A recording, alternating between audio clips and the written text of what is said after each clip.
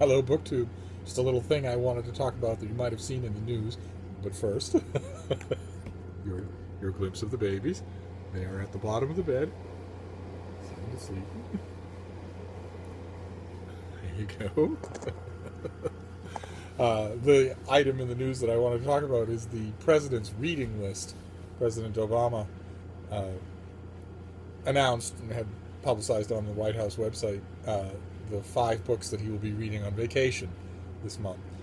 Those of you who are not from the United States, it's a weird thing. It has a weird kind of cachet that has developed on and off over the last 30 years, where the presidents will announce this and think that people will care, and people do care. It has an enormous effect on the sales of the books in question, as insane as that is. It shows that a lot of people are extremely suggestible when it comes to where they get their book recommendations, and also that a lot of people might be hungry for book recommendation. I mean, there's an element of bandwagon jumping as well. Oh, the president's reading this, I will read it too. But a lot of it comes from the fact that despite the endless efforts of myself and my fellow critics and all of us on BookTube constantly recommending books, the large uh, general reading public is still desperate for guidance on what they might or might not like. They'll take recommendations from any source. Uh, I don't know what to think about that actually. But I would certainly like I would certainly like access to those poor wandering people to make recommendations myself. Uh, but it, in addition to being interesting as a cultural phenomenon, because not only has the president's reading list influenced readers, but the fact that there are readers who can be influenced by it has influenced the president's reading list. Once upon a time, I won't name any names, but once upon a time there was a president who, when he took vacations, took nothing but cheap murder mysteries. Cheap, utterly dispensable, and utterly boneheaded murder mysteries. And the only reason that he did that, so with such happy abandon, sometimes sprinkling them all over the bed, and just living on them for days, was because he knew no one was looking, no one cared. It's a very different era now, and that's fascinating as a social phenomenon. Because that means that the president has to vet his choices. I think it's entirely likely that President Obama, left to his own devices, would have picked 5 very different books from the ones on this list, with only maybe 1 or 2 exceptions, which we'll get to. But uh, for the most part, some of this has to be demographic outreach, and that's fascinating. It's also, I must point out, uh, a little embarrassing. I think President Obama would probably be the first person to say that no one should care what he reads or imitate it just because he's doing it. But it's also bittersweet because President Obama is the last U.S. president for a very long time who will have a summer reading list. Our next president will be the racist, sexist, fascist, lying moron Donald Trump. He will be president for 8 years, and he doesn't read anything. He's not capable of reading, as he admits himself. He's just too busy. Or as less complimentary onlookers have said, he can't concentrate on anything longer than a sentence. Uh, and his successor in office for another 8 years will be Ted Cruz, who restricts himself to reading the Bible and who very much wants to restrict you to only reading the Bible as well. And he doesn't take vacations, so he won't take it on vacation. So this is kind of bittersweet. This is the last such list that a U.S. president will put out for some time. So I thought I'd talk about it just a bit. And as any reading list, it has its ups and downs. For some unknown reason, I suspect he's been talking to staff members or just seeing what's popular in the press room.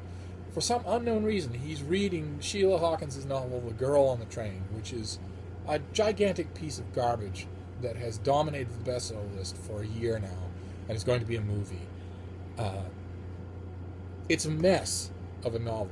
It's utterly dependent on a string of complete cliches and absolute out of nowhere coincidences. Now, I don't mind if if the plot turns on a coincidence. We can all name novels where that's done really well, and also movies where it's done really well. Where would Hitchcock be without the perfectly timed coincidence. But there are no perfectly timed coincidences in A Girl on a Train. It's just bland, muscular, flat fact coincidences. It's just an author saying, I need this to happen, and I can't think of a reason, so I'm just going to have it happen. And that's incredibly unsatisfying. Not to mention the fact that I pointed out on this channel before that bugs me. There are no girls in the story of A Girl on a Train. But President Obama will come to these conclusions on his own, and if he struggles, he's free to email me. He'll also be reading H is for Hawk, Helen Macdonald's memoir of grieving and working through her grief by working with a hawk. Massive critical praise from every quarter. I read it and liked it. What I didn't understand about it was its openly derivative nature. MacDonald cites The Goshawk by T.H. White, the author of The Once and Future King, as her template.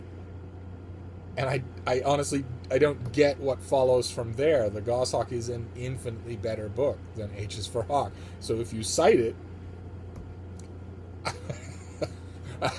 but H is for Hawk was still really good, and an interesting choice. President's also going to read Seven Eves by Neal Stephenson. I have no idea why. It would be curiously comforting in a way to think that the President of the United States was an epic sci-fi and fantasy reader. That would be not only a first, but also curiously reassuring that he likes big, complicated stuff like that.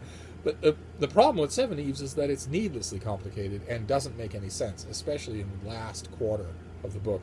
Nothing holds together at all. I'm convinced that it's yet another example of an author who came up with what he thought was a killer premise and then started writing.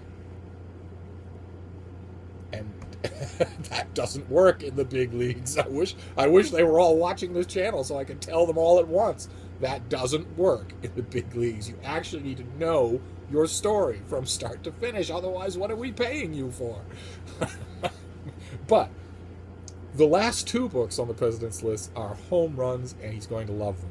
The first one is Colson Whitehead's The Underground Railroad, which, what a month for Colson Whitehead. First to be picked by Oprah Winfrey, and then to be picked by the President of the United States. If you are an author, that has got to feel like the ultimate vindication of every rotten week you've ever had. And imagine if on top of that, you're a black author who's being chosen. You've written about the Underground Railroad, you've written about slavery, and your book is chosen by the most popular entertainment figure in the world, who is a black woman, and it's also chosen by the President of the United States, who is a black man. I can imagine that Colson Whitehead doesn't need much provocation to walk around happy all day. That's one of the things I like about him. But I can't imagine how insufferable he must be these days. Just he must whistle at the dentist, for Pete's sake. Imagine how good that must feel. And the last book is Barbarian Days by Bill Finnegan, his memoir of his youth growing up surfing and loving surfing. It's fantastic, an absolutely incredible book. It was on my Steve Reed's Best of the Year for nonfiction, and it's alien to President Obama's lived experience, just as it is mine. I think that you would have to be certifiably insane to go swimming in the ocean. Sailing on the ocean, yes. Shipping out on the ocean, yes. Swimming in the ocean? You're going to dive in the water in a biosphere full of gigantic predators? I don't get that at all, not in the slightest. And surfers not only do that, but they intentionally go out past the land break where sharks are hunting for food, and they go out at the time that sharks are, when the surf break is in the morning and in the evening. But anyway, Finnegan's book is fantastic. It's incredible. It doesn't matter if you like surfing. And I have to think, and again, this is encouraging, that perhaps President Obama, who's no mean wordsmith himself, picked the book because he had heard that it's rhetorically satisfying, regardless of its subject matter. So, there you have it. That is the President's reading list. And the last White House reading list we'll have for some time. And I love the mix of it, even though I'm not 100% on board with all the books. I still love the mix of it. And I'll try to remember to link to the White House list down below. I think it's charming. But anyway, just a trivial thing for you to think about. I'll see you next time, BookTube. Thank you.